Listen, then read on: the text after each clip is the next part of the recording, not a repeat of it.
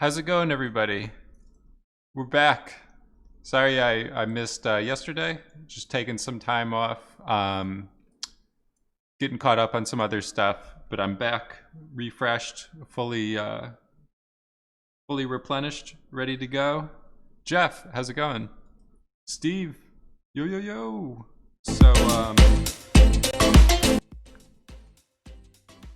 So we'll get started in a second here. Just give some people a chance to get in. So this is what I was going to go over today, just doing some kind of cloud modeling. Corignan, how's it going? Using vector ops to sculpt or to procedurally generate these kind of cloud forms or stuff like that. So we'll get going with that in a little bit.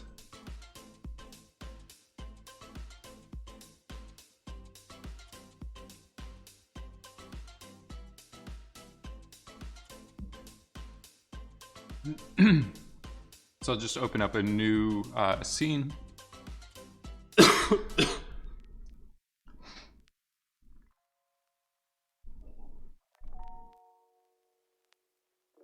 There's a cloud hulai coming up.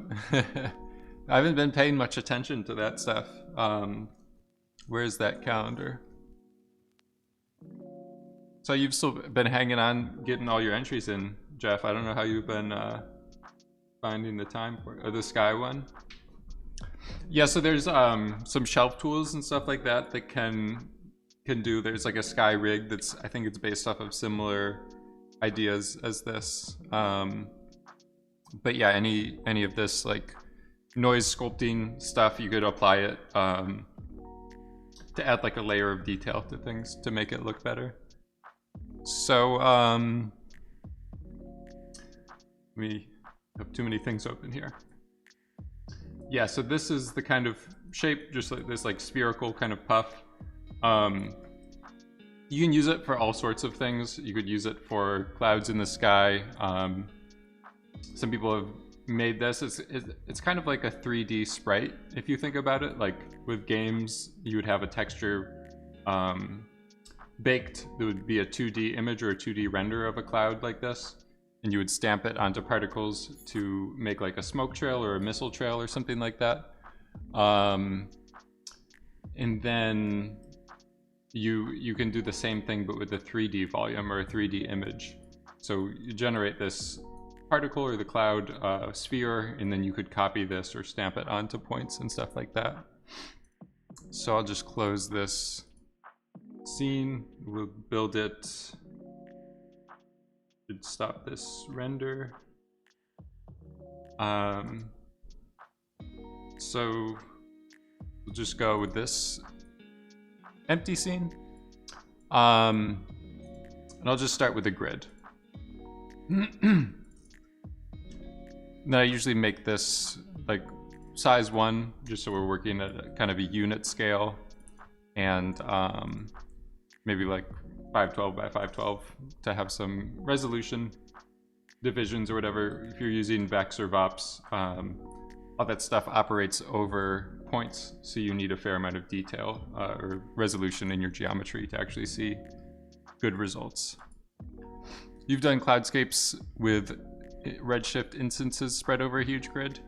Yeah, I don't know. I mean, there's always different ways to do clouds. You can, generating like a library or a set of shapes seems to be the way that most people go. Oh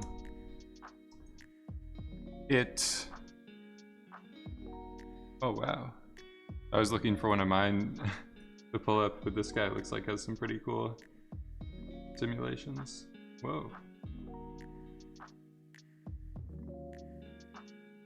It's a super Michael Bay. It's a super over the top explosion almost. It's like 8 different things blowing up. This frame here looks really nice, but some of the stuff early on is a bit, some of this stuff is like sizzling or whatever is a bit weird. But that's a really cool one. So with one of my I don't even remember. One of my older demo reels, I think. 2015? Yeah, there was a cloudscape thing that I was working at the end. So this was a similar idea that was like generating these using Vex and then instancing them or copying them to just form like a sky and just animate the camera to fly through it or whatever. So it seems like that's usually the best way to go when I've seen other people approach the same idea. So we'll just kind of talk about some basics here. We'll get started with VOPs. Kind of cozy. No coding, not too much typing right now. Yeah, it's okay. It's very designed to be very fluffy and cozy kind of cloudscape, but I think it's a little soft. It doesn't have a lot of detail. I always look at like for Star Wars, there was this Cloud City concept art or whatever.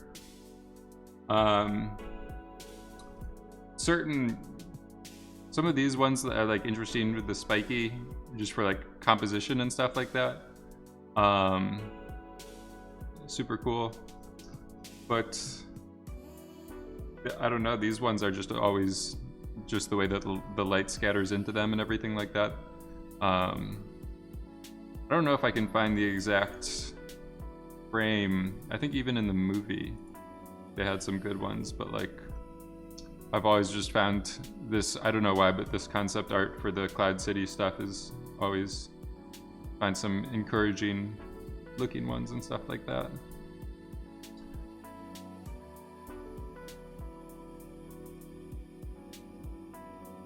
Yeah, I don't know. I remember, I think it was like one of the Ralph McQuarrie paintings. This kind of stuff is super nice.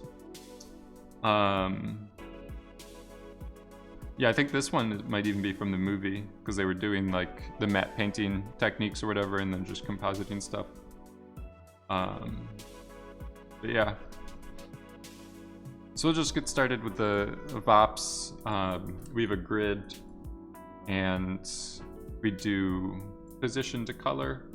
Then we can see we just have this kind of like world space position pass if you're doing a render or compositing or whatever. If we do the length of this, then we get there's just the distance to the origin or the distance to the center of our grid. And then if we do an exponent, you could do like this to give you more contrast. It's just saying like the distance value that we are, instead of being linear, go to the power of 3 or exponent 3. But you could also do negative numbers to kind of like flip stuff around. If I do -1 right there, you can see instead of it being dark or 0 in the middle, now it's a bright value, or it's higher than 0. And then if I do a fit function, you can start to remap or change the range of things.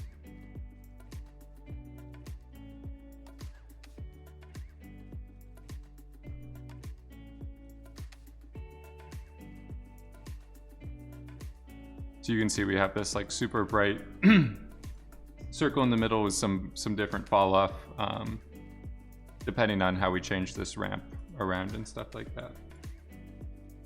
So when you're designing clouds or making them with Vex or VOPs, you basically just want to generate an area, kind of like we did in that.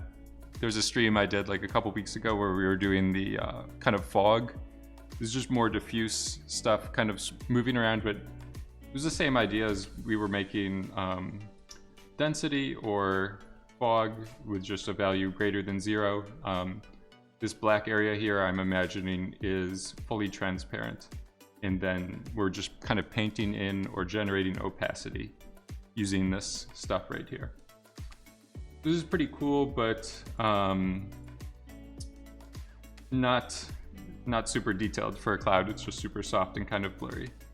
So I find that this turbulent noise with alligator noise gives you some really nice cloud kind of style results. And then if you want just like spherical coordinates, brothers, how's it going? I'm doing good. I'm back, kind of restored, ready to go. Playing the getting the Halo theme music going before the stream today, getting charged up.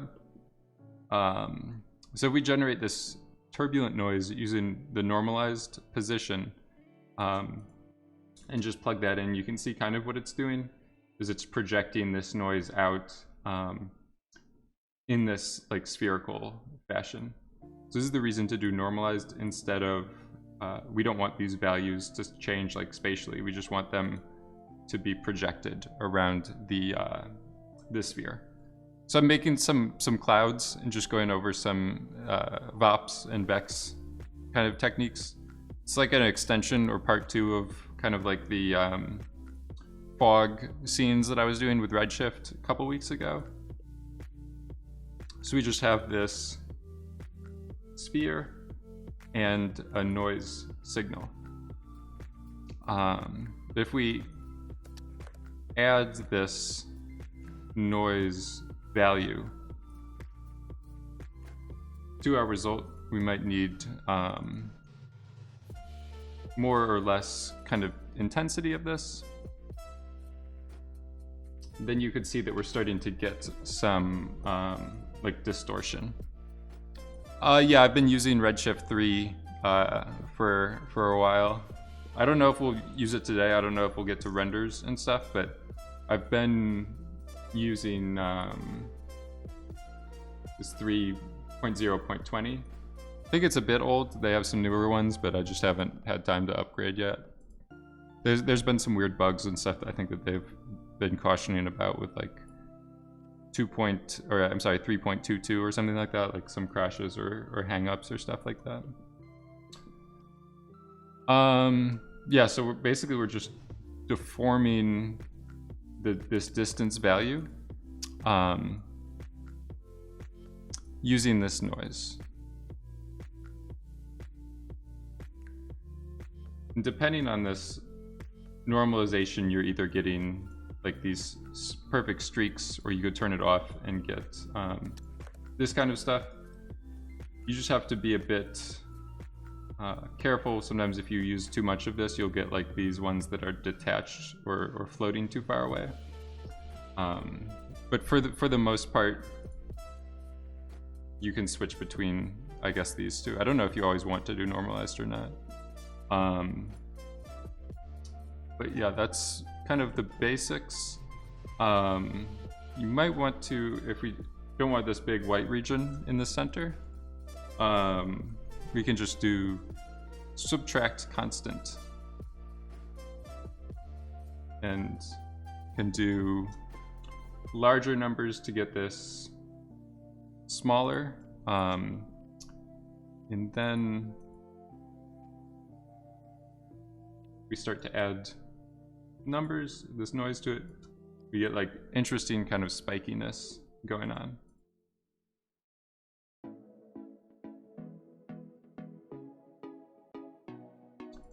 So depending on that, you can get some different fluffiness or things going on with it. Maybe 5 or something like that, that's working pretty well. I'm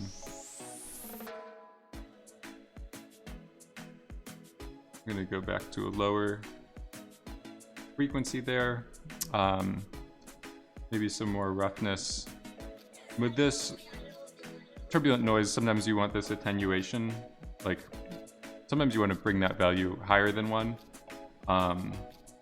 This is kind of just an exponential function similar to this power here, but it's just placed on the generated noise.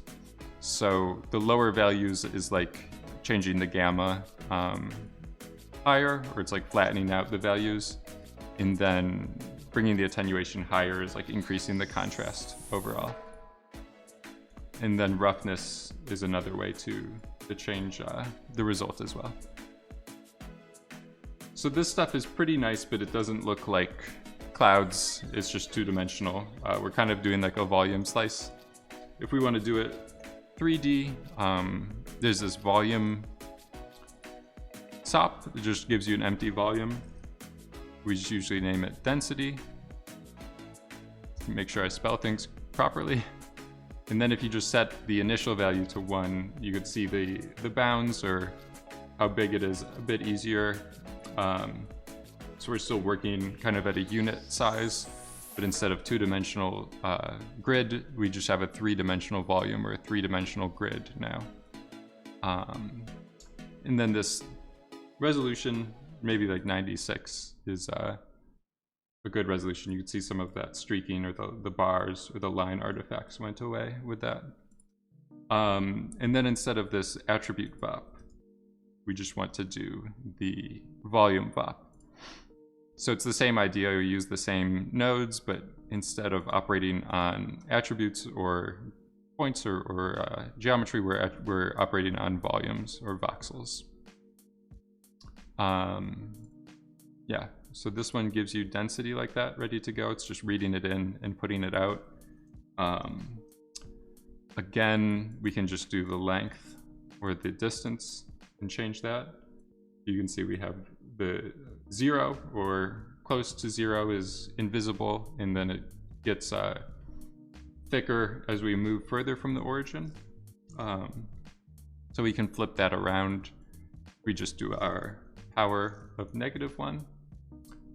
And then I was doing the subtract constant to make this value lower. So now we just have our sphere, kind of boring cloud, a perfect cloud, just a floating orb. So to make it more interesting, we just add this turbulent noise to the distance value. So if I just add,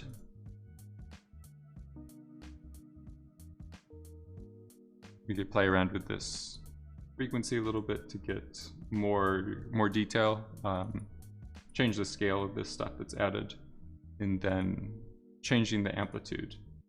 Then we're kind of pushing stuff in and out. Or this turbulent noise, it starts at 0. The range between the range of values that it generates is between 0 and 1, or like 0 and 0.6. So if we add the noise to this, we're only expanding. Because there's no negative numbers, it won't be like contracting. It's kind of like doing a displace along normals, but because we're working with this like spherical coordinate, our normals or our distance is just always outward. And if we want to see things a little bit better, I usually just add a light in my scene. Not necessarily for rendering, but this is just for visualizations. Like if I was to render, I might use the redshift light. Because you're just using this to see how things look, sometimes I'll turn off attenuation just so I don't have to worry about changing the intensity or whatever. But usually with lighting, you want like the physically correct fall off, but just because we're using this as more of a visualization, it doesn't matter too much. And then you could see right now our values, like it's a pretty wispy smoke, even though the silhouette is kind of billowy. So if we want to change that, we can just do a fit range function. And already you can see that changed the way that things are visualized. So we're remapping values instead of having a lot of contrast or fall off. We kind of like flatten things out this way. We go even lower with this source maximum, then we're just flattening out these values quite a bit. We could go higher with our output remapping, and now you can see we're starting to get a opaque kind of cloud that we can't see through as well. It looks like we can still see through some areas, so we just go higher with that. And now we have a box with this kind of cloudy shape inside of it. I don't know how much I don't know how far I'll get with rendering clouds, but this is just showing some techniques for doing noise sculpting and like generation of clouds, or adding details to clouds essentially.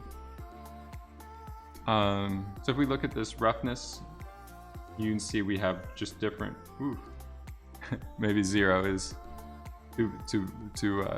will cause errors or artifacts or something like that. It's like a Rubik's Cube cloud. But yeah, if we add more roughness, you can see we're basically adding like fluffiness or billowiness to our volume. So it's pretty cool. It's kind of like watching a time lapse of like a cumulus cloud kind of evolve, or like a pyroclastic flow over time. It will keep kind of growing and getting more gnarly, like with these edges and stuff like that.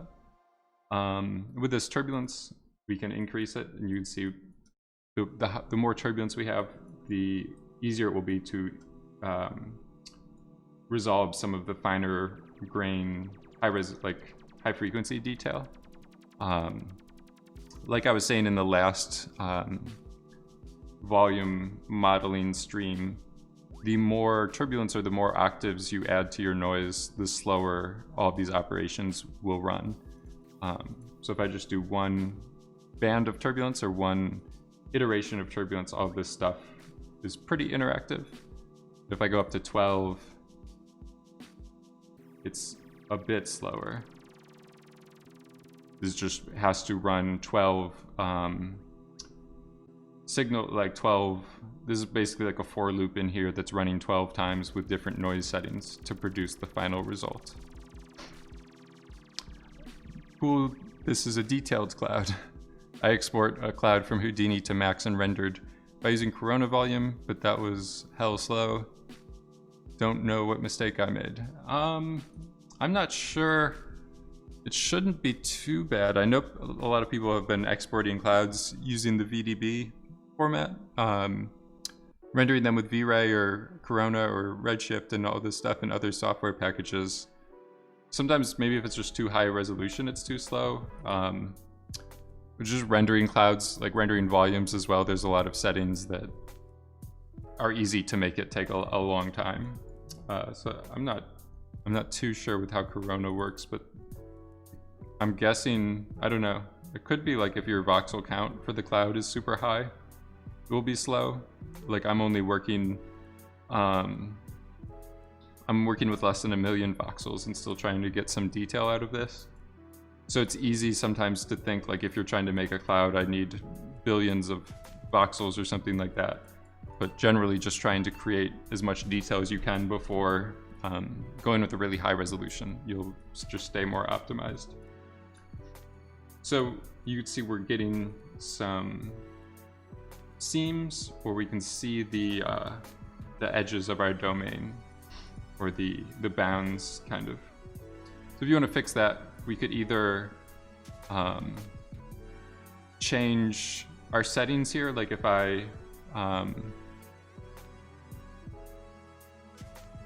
start to increase these values here, you can see we're basically like eroding. It's like dilating or eroding the volume into a smaller area. So this way, I'm able to fix that, some of those artifacts. But this one looks like we might want to go a bit higher. Whoops. So we're getting closer to not having that stuff. If you want to, you can also just increase the bounds this way, but that's better to be used as like a last resort. Otherwise you'll kind of just keep expanding everything and working in bigger and bigger ranges. So generally when I'm making these clouds, like I want the general shape to be within this 0.5 scaled sphere.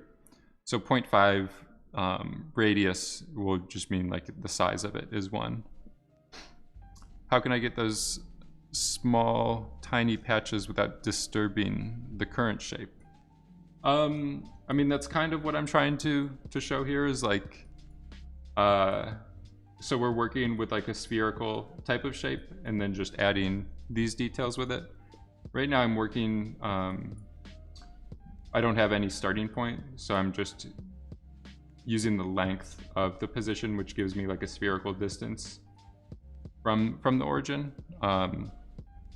We might get into some doing like layering this onto geometry or stuff like that in a little bit. Yeah, so if you don't want to disturb the overall shape as much, then that just becomes more of like higher frequency noise. So if I go up to 12 and then less amplitude, now we just have this kind of spherical thing. And because we're doing less displacement, I could go back lower with these numbers.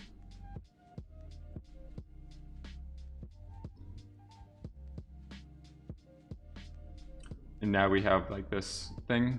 It's a bit fuzzy though, it's just kind of like, depends with clouds, it's just very hard to decide what they should look like in terms of the frequency and distribution and stuff like that of the details. But playing around with these settings, it's a lot of changing noise values and parameters and stuff like that. So it depends how much of this other junk you want like floating. You can also change this roughness and things like that to get all kinds of different forms and stuff. So it's pretty cool. You can as well, like if you don't want to be changing this, Vivarium has some creepy clouds. We'll take a look at that in a little bit. Do you think it's easy to find those online, like pictures or videos of it? So if we don't want to keep changing this min and max slider, it's a bit of a pain because it's like two ranges. A different way that you can change or get the same result is just doing this add constant. So this way, just offsetting this is just one number or one slider to adjust to get the same results. You could go the other way and subtract numbers, and then you'll get just like closer and closer to 0 or a perfect sphere. So this is kind of just like dilating or expanding the cloud form. If you use VDB reshape, this is like a similar idea of changing the band or changing the distance. So like this one here could be pretty cool. In the context of the movie, they become very creepy, at least. It's like they're like a creature or something that's like taking over. So if you have something you like this, like one thing you can do is go up to maybe 196 just to have some more detail, and we might want some more roughness. This might be too much. I think it's a bit too much.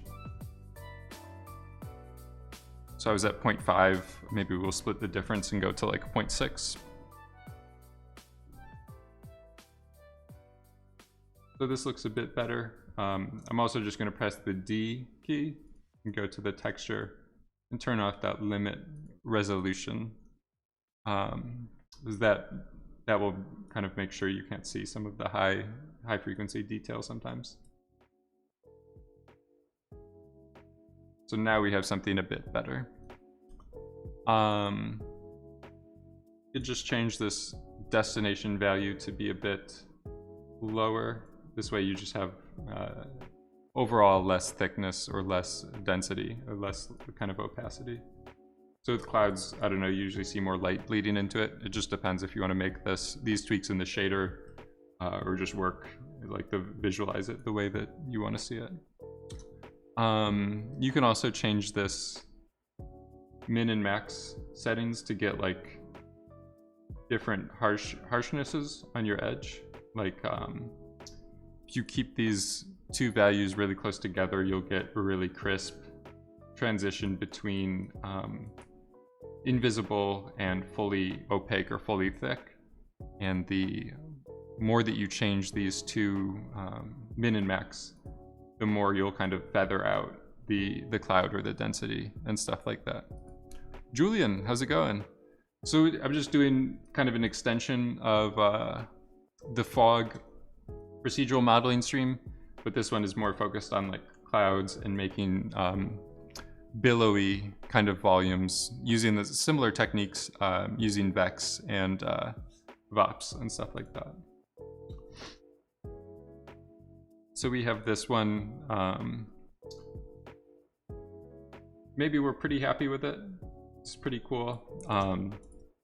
We can do convert VDB.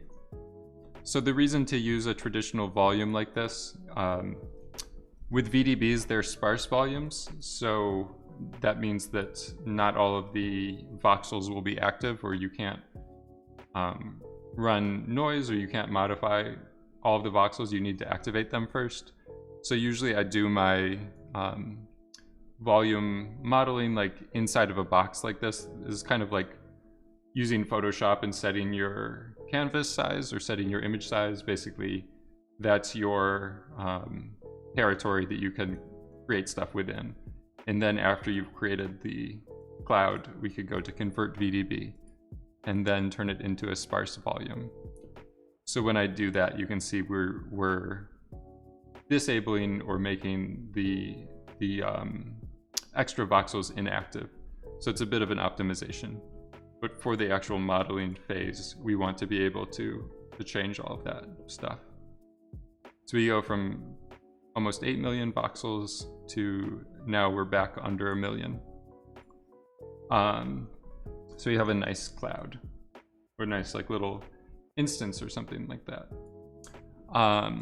So we want to use this, like one thing we could do is just write this out to a VDB file. So if you have another software package, and then you could have like a little instance you could use to stamp this onto points or particles in your other software package. But we'll just keep going with Houdini for right now. And then if you use the volume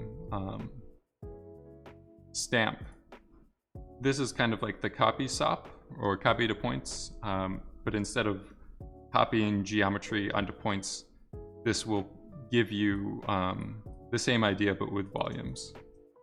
So if I'm just gonna make a pretty simple thing to test this with. We'll do a grid, maybe just like 4x4, and then that will be my points. This is the instance or the shape that I want to copy, and then it just needs the base volume to copy things into.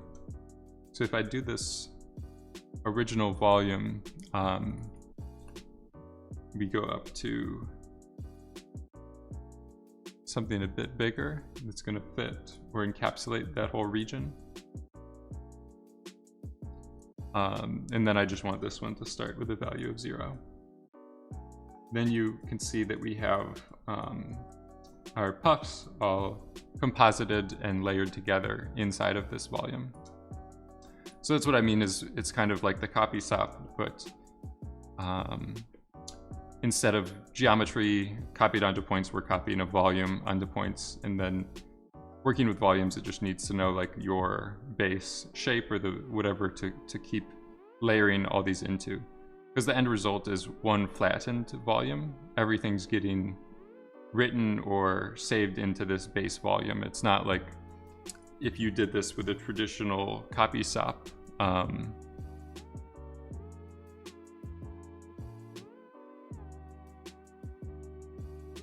This would kind of look like we have the same result, but you can see it's a lot slower to run, and we end up with all these densities that all have a bunch of voxels. It's using a ton of memory. This way it's a lot quicker to generate, and it's using less memory in the end, as we're all just putting these into the one base volume and not creating a bunch of new volumes. So this will also, if we do attribute randomize, do n, and just do this with direction. If I put this onto these base points, you can see it uses all of the copy stop attributes. So p scale, n, all of the different modifications you want to make with it, you can add these to the points. So if I do this pig head and scatter, maybe we'll just do 25 points. Usually I turn off the relax iterations. And I don't need this base volume to be as big anymore, so I can make it a little bit smaller. And then I can do another attribute create and just reduce the p scale.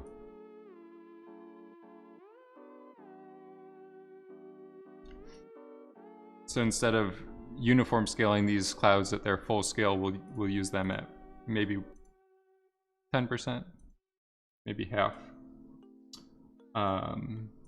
Maybe we want a lot more.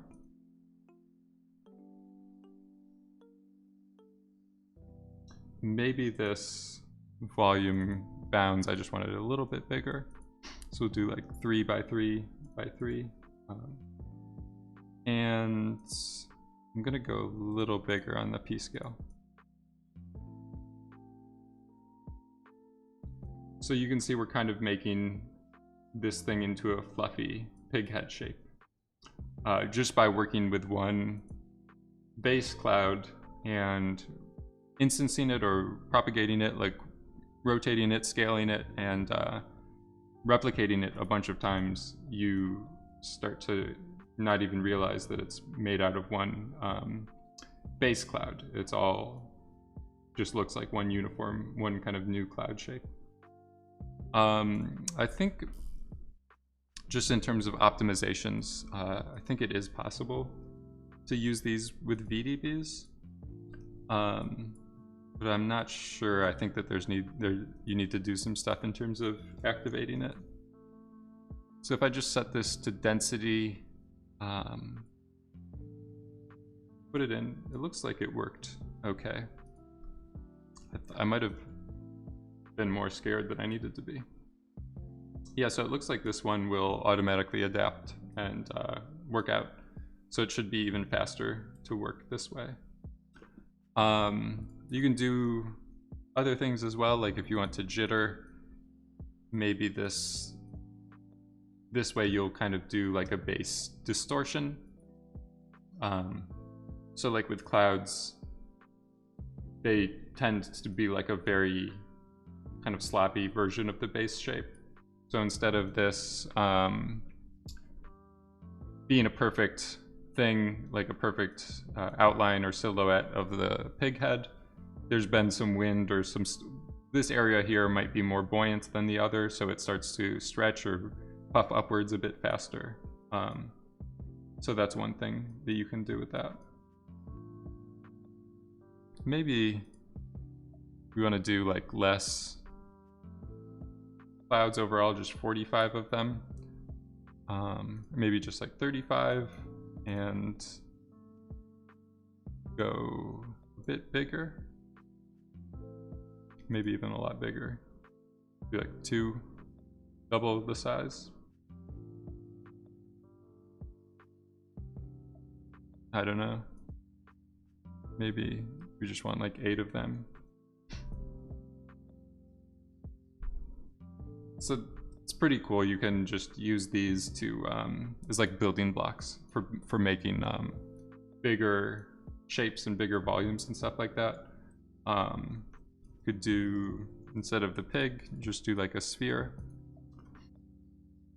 And now I kind of have like a simple kind of cloud generator. I can change the scatter seed, I can change the orientation seed and get all kinds of different outcomes or different results. I can even go back up more to the base shape, and like instead of maybe if this one's like a bit too smooth, I could increase the roughness here. Maybe I think that's good. And then we could automatically, we're working like procedurally, we could go downstream, and all of these results are then a little bit rougher, or just the shape has a little bit more of a broken up silhouette. It's pretty cool. And with this volume stamp here, one thing to be concerned or to take note of is that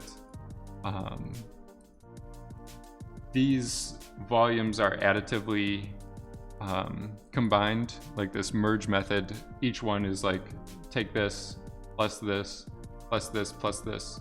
So when you have a lot of overlapping areas, they tend to get much more dense or much thicker than the other ones.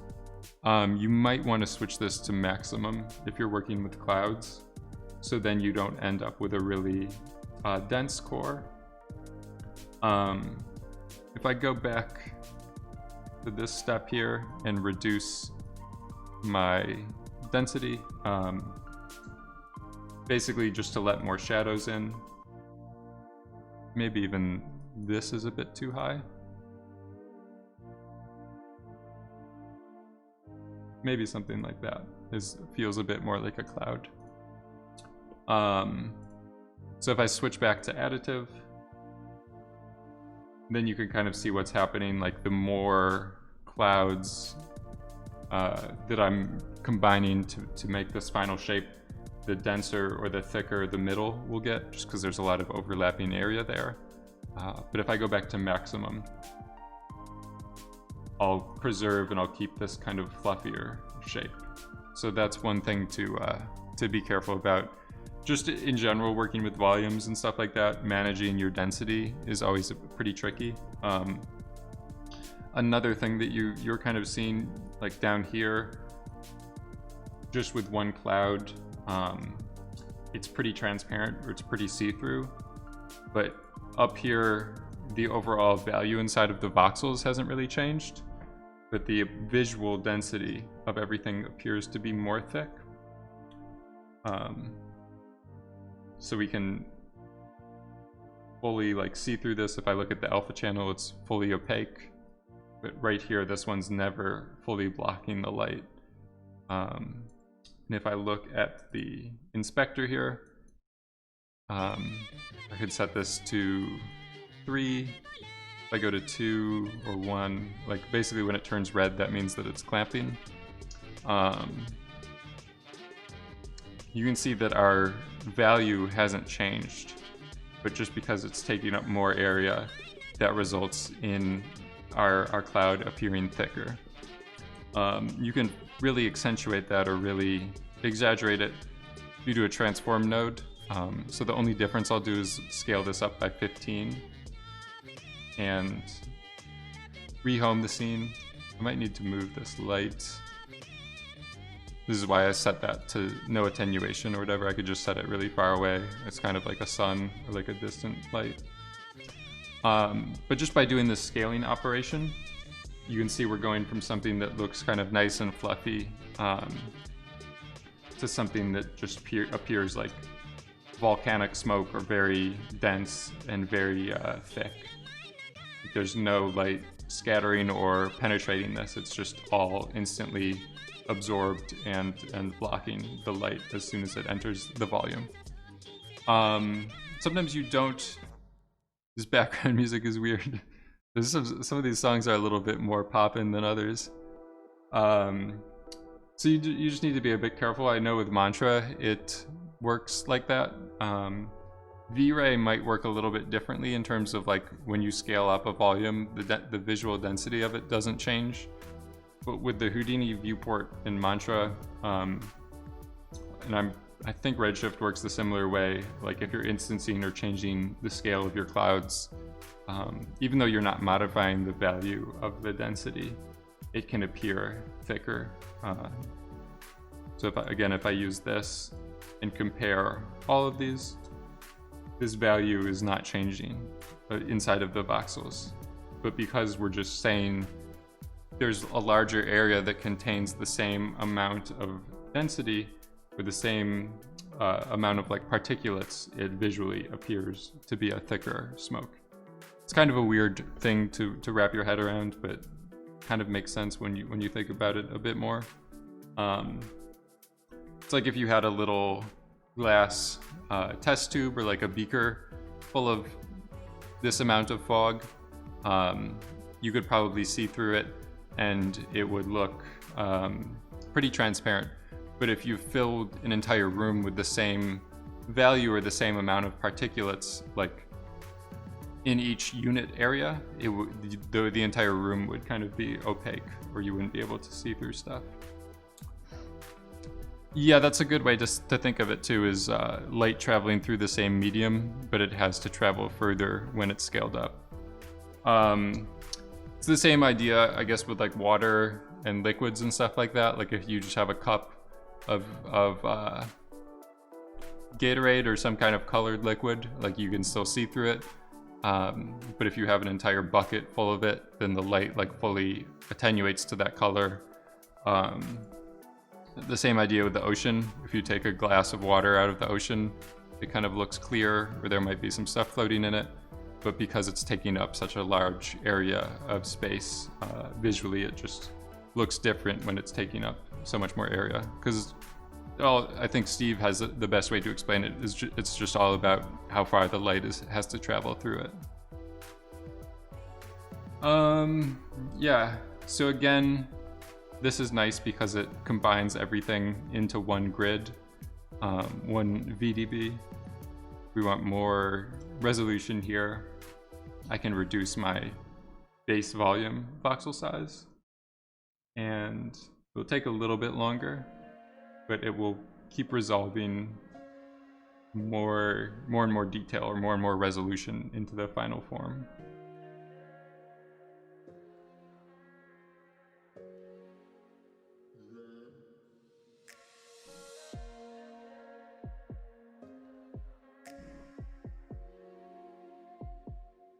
And again, with volumes are just working in 3D, you have to be a bit careful because it's like a cubic time that things take to cook. So instead of this going from like 3 seconds to 6 seconds, doubling, if you half the resolution, the amount of time it takes to process it will go up, like a cubic exponential kind of curve. But you could see if we zoom in, the viewport is a bit slow with it. We have more detail and things look just more crisp. So this is a pretty high resolution volume now. But the reason to do this would then be if you wanted to save this VDB to disk, and you kind of consider this like one instance or one shape that you're happy with, and then you could make an entire skyline, or you just have a library of different forms and different puffs and stuff like that. Just kind of using these workflows as like your base tool set or stuff like that. Yeah, so it's pretty cool. I think maybe I'm gonna go back lower with this. It's just kind of bogging everything down.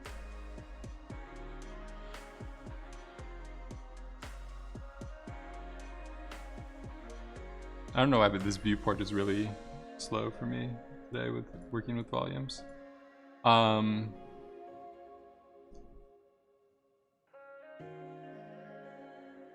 Yeah, so I think that's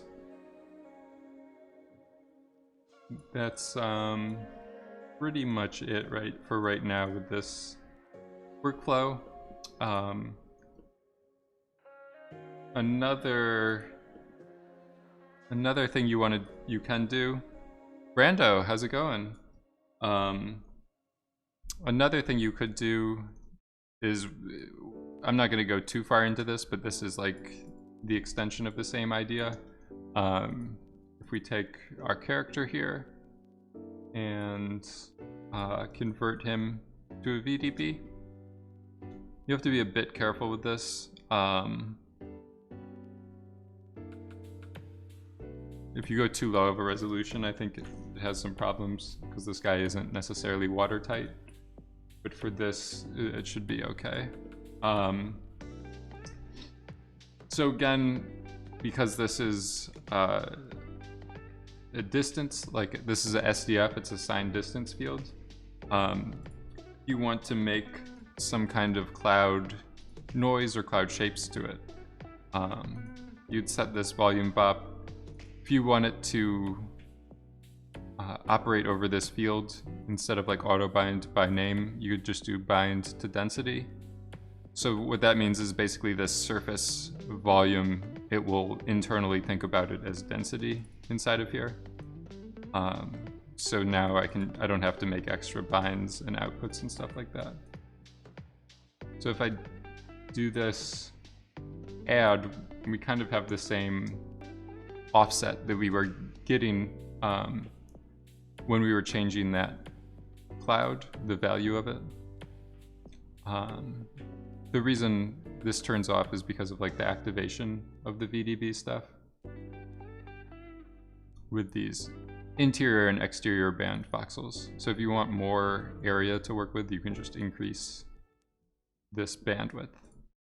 And if you ever want to check how much area you have active, you can use one of these visualize tree. The leaf nodes are something a bit different. They aren't the actual voxels. But if I do active voxels, then I could see that that exterior band, as I change this region, this is like the padding or the active voxels that I'm able to store values in. So because I've activated a bigger bandwidth, I can puff this guy up more and make him more, give him more steroids, make him more muscular. You could go the other way, deprive him of food, and eventually he kind of withers up into this little skeleton of a of a man. Eventually you just erode it so much that you lose everything completely. But doing clouds, you generally want to be subtracting because that's like displacing outwards along the normal. So it's like we were doing earlier, instead of just doing a uniform value and changing that sphere to just be bigger or smaller, we can make the anti-alias noise, or I was actually thinking the turbulent noise, just being able to set your noise type to alligator, working with clouds is usually the best noise to be displacing things around with. The anti-alias noise is good if you do it like 3D, and then you add this position as a warping, like a distortion. But if you're doing this displacement, the alligator noise tends to work the best. So again, if I just subtract this,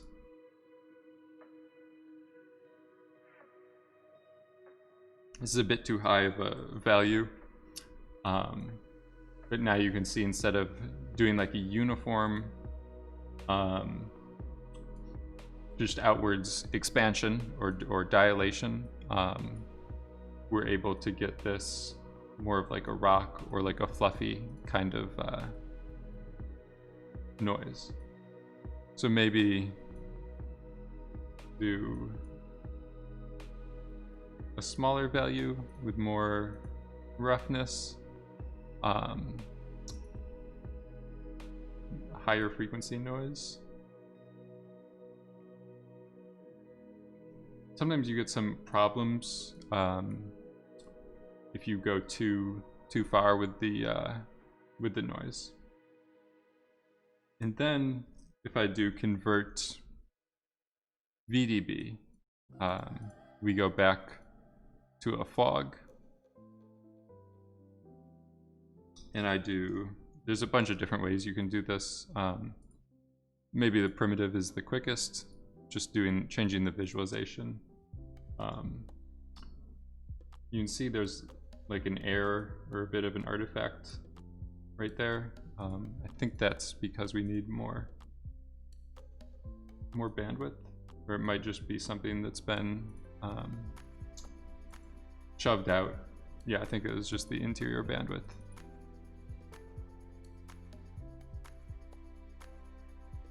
So now we're able to kind of turn this guy into a cloud.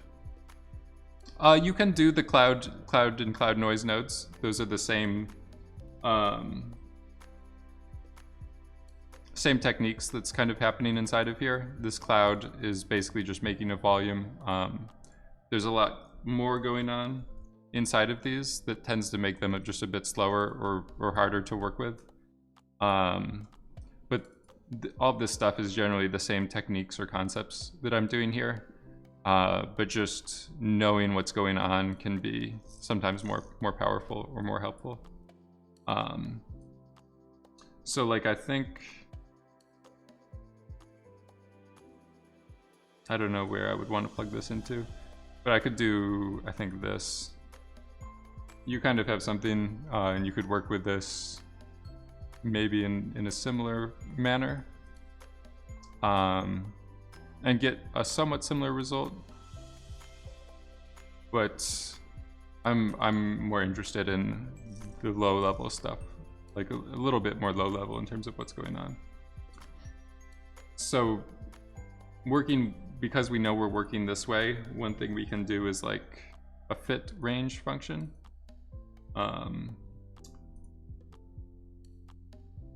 Yeah, I like to, I don't know, like peer into what's happening and why it's happening. Because I think that gives you just more control over the tools in general.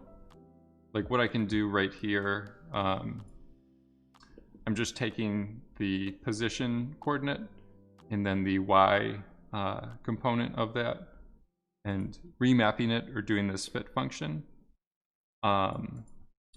And what I can do is multiply the noise. So you can see this way we're able to spatially or by height transition him to be more fluffier. So this is pretty standard with clouds, like they either are flatter or smoother at the bottom, and then just because the top of it is like fanning out or pushing up with air a bit more, we could change, oof. So I went too high of a number there to displace it too far. But this way you can do kind of layer or combine different noise functions. You can probably get the same result by layering these up, but I think there's like a lot of stuff in here that you might not always need that tends to make it run a bit more slow. But yeah, I mean, whichever way you want to do it, there's a lot of different ways to make the same type of thing.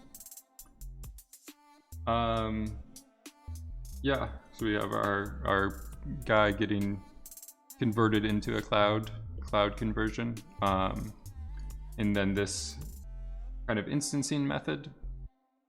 So this is nice as well, like if you had a lot of different shapes. Sometimes what people will do is maybe if I just start with a sphere and make it a bit wider, a bit deeper. We'll just go to polygons. And another thing people will sometimes do is like do some sculpting or do some modeling on the actual polygons. Want me to animate him? You can, I've always had trouble getting the noise to properly stick to things. I think that you need to start doing some pretty advanced techniques to like get that noise to properly flow or stick to things. This was one thing I made a long time ago using like these instances here. You could imagine it's easier to stick these to things and have the instances inheriting the transform and moving with the geometry and then converting it to a volume. You avoid the like swimming or evolving look. But sometimes you want like some dynamics and stuff happening. I've thought about adding like, if you use this as a source for a smoke simulation or a DOP simulation, then you could have stuff blowing outwards and like trailing behind him, and then it would look fairly realistic. But I always have, I don't know, it just always looks weird to me when you have like this guy running and then you run the noise after the animation. And then all of this noise is like scrolling or swimming through him or whatever. Yeah, so we can do some options here to change the base shape. So if I do the same turbulent noise, this is kind of what I meant when I was saying like displace along normal. This is the same idea as what we were doing with volumes, but instead of just changing the value, we're changing physically, like displacing or moving the things along the normal vector of the geometry. So again, if we wanted to, I'm gonna go a little bit lower frequency with this stuff and maybe a bigger number, maybe a bit more like a cloud or something like that. And again, we can do the same, whoops, not that one. That one was a bit too intense. We do vector to float, and I do multiply. We can do the same idea. We just need to remap this, because right now it's going negative underneath and pushing things up. Maybe you want to keep that, but just to have more control over it, I'm just going to do a fit range. So this way we're like flattening out the bottom. We might even want to do,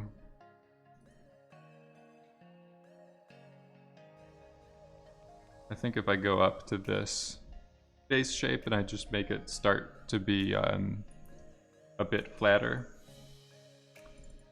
And then this turbulent noise, if I make it a bit stronger, I might even want like a lower resolution or something. Sometimes you can do these multiple iterations or multiple versions of it to get stuff that's interesting. Like this one could just be your base kind of shape or silhouette, and then this one you're moving to a lower strength and a higher frequency. Just clip it. You could clip it, then you lose the, I don't know, you can lose some of the interesting bits of it. So like, we can change this. I'm just gonna go into my headlight. I don't know, sometimes the clip, it just looks a bit too sliced or too perfect. I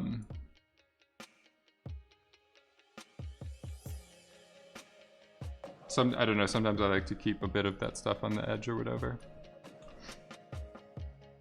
Have some stuff happening.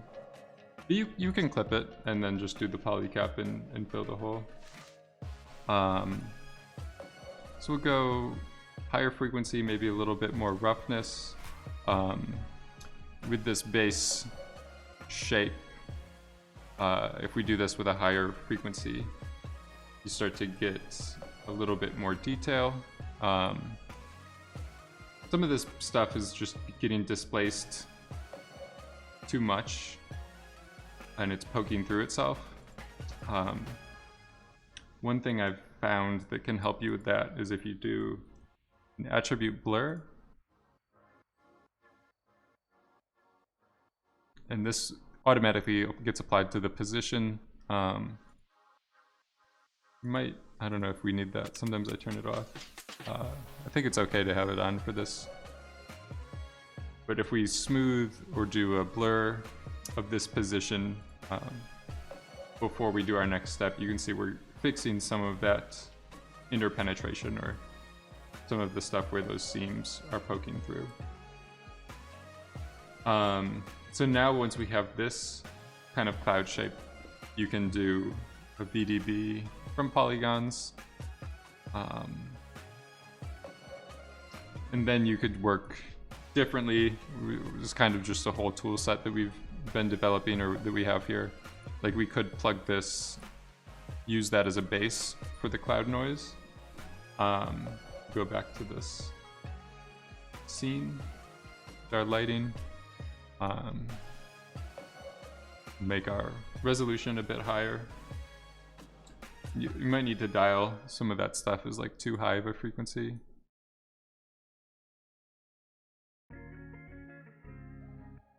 So this would be one way to kind of start with a cloud.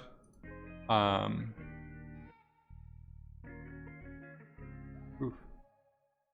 A bit too much. You could also do some of this stuff that we were doing with our custom workflow.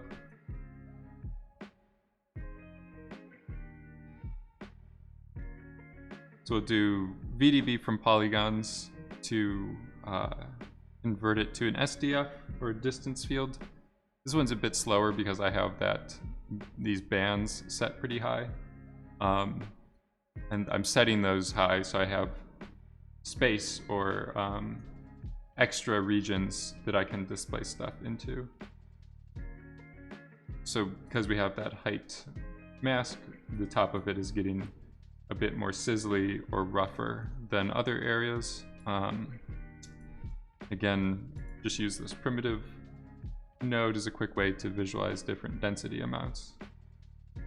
You'd see kind of like a cumulus cloud or something like that. We're going from like a smoother area, and then where it's getting more buoyant or rising and evolving, it becomes a bit more rough. You also have different options. You could take this base shape and then scatter the points onto it. Maybe 185. Do the jitter. Can visualize the p-scale here if I just do disks. This might be too big. Might still be too big. I'm just gonna go higher with this voxel size just to be careful. So it looks like that disk weren't perfectly lining up with our volumes. Sometimes it gets a bit odd because they're smaller than like a unit size or whatever. So we want to go back up to 1. And then we have another way to make clouds.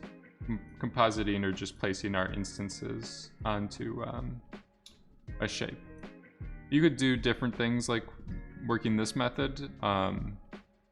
You can generate different variants. Maybe just lower the roughness overall, and we have one that's quite smooth. And then when I layer them all together, we have a smoother cloud. So you could split out these points and have the ones on the bottom be copying or stamping smooth ones, and then the ones on the top be more rough. And working that way is kind of like another technique people use. The cloud noise works with the points cloud. Yeah, I think it will. You can use it to kind of define your region. But I don't know if I've tend just not to look like it has a lot of control. So if I connect this to the point cloud, maybe I need to do point cloud model. You can do that same technique. We could also go into I don't remember what that was plugged into. You can do VDB from particles, and switch this to density and do that. You can go back to surface, and the half band voxels, you can increase that or whatever to have this is kind of like the same thing we were doing with this exterior and interior band voxels, but VDB from particles just calls them half band voxels, and this adjusts both interior and exterior at the same time. But if I use this, so down here we were doing our base shape and then converting it into VDB, and then we had some fancy noise in here to billow the top of it.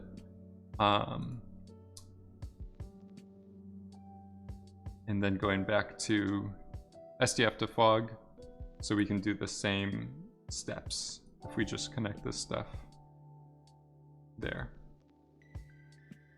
So all of this is similar techniques people use. Different ways to sculpt noise. You can do it with geometry, placing instances, bunch of different kinds of stuff to have complete control. Sometimes one of these methods works better than others for your certain situation.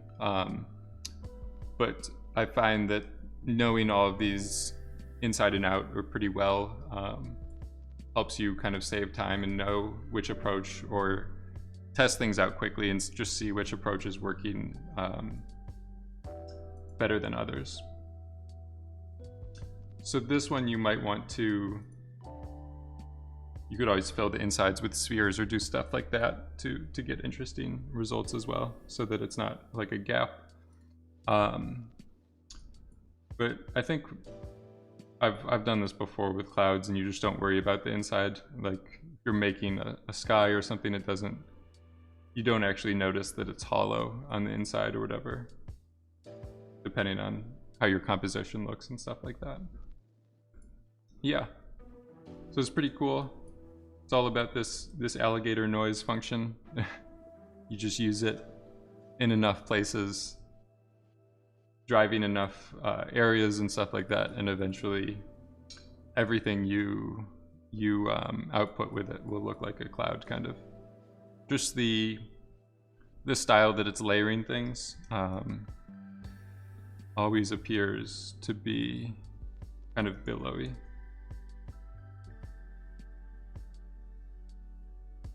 So it gets this nice fluffy kind of distortion or whatever. So if I just do anti-alias noise and plug this in, so this is going with an amplitude of 15. This is more of just like you've put this through a wind for a little bit.